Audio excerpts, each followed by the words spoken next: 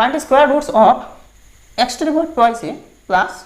2 plus X to the power minus twice A. ठीक है, तो देखिए इज इक्वल टू यहाँ जो ट्वाइस है इसको हम x to the power a whole square लिख सकते हैं। एक रूल ये शायद आपको पता है, मान लीजिए x to the power a whole to the power b, तो इसके मतलब ये होते हैं जो यहाँ जो दो पावर्स है दोनों इंटू हो जाएगी, तो ए इंटू बी ए भी हो जाएगी। ठीक है, तो x to the power a b को x to the power a whole to the power b ऐसे ही हम लिख सकते हैं ना, तो इसको भी ऐसे ही लिखा प्लस 2 प्लस, आप देखिए x to the power minus twice a, तो एक चीज़ ध्यान से देखना, इसको हम ऐसे ही लिख सकते हैं x to the power minus of a whole square, ऐसे ही लिख सकते हैं ना। एक कोई नेगेटिव दिया और 2 पॉजिटिव, तो आप देखिए दोनों पावर पर इंटू होगी, तो 2 इंटू माइनस टू ए हो जाएगी, मतलब इसके बराबर ही है। अब एक चीज़ देखिए, यहाँ देखिए पावर तो नेगेटिव है ना, तो मान लीजिए x to the power minus 1 है, तो अगर एक्स की रेसिप्रोकल लिया जाए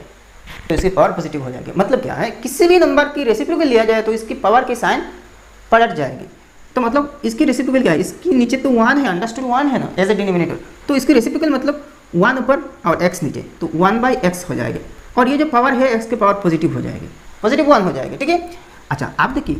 1 तो किसी भी रूट हो सकते हैं,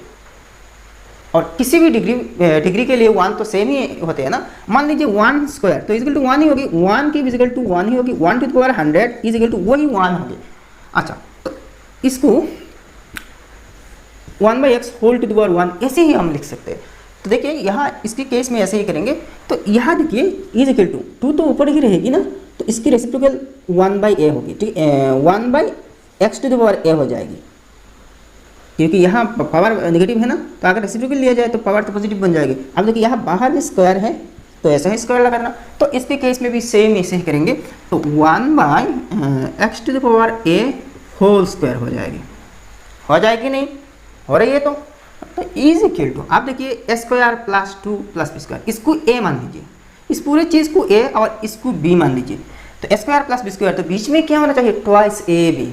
होना चाहिए। तो देखिए कैसे हम ट्वाइस ए बी बनाएंगे। अच्छा, तो यहाँ देखिए इसको तो a माना ना, तो a स्क्वायर मतलब ये तो ऑलरेडी a स्क्वायर की रूप में है, तो देखिए x टू द पावर, अच्छा x to the power a